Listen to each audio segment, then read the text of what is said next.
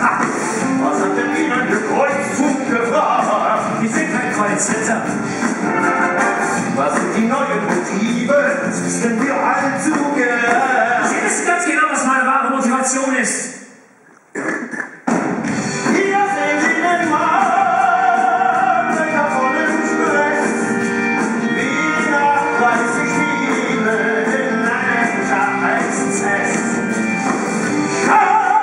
Politik, mein Respekt gebührt jedem großen Champion, dem das Hinterverletz nicht berührt.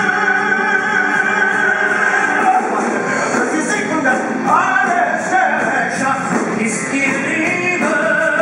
Ost gegen West ist doch ihre Manie. Schach ist ihr Leben. Ein bisschen kenne ich Sieger, hat ihren eigenen Plan. Das ist nicht wahr.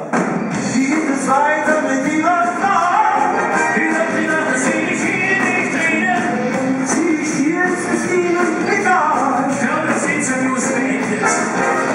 Ich hab da noch etwas für Sie, Ihre Frau und so war.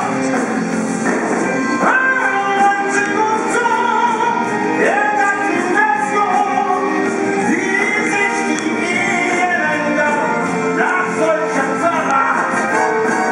Hey, seid ihr mein Freund? Es ist nur ein Kino.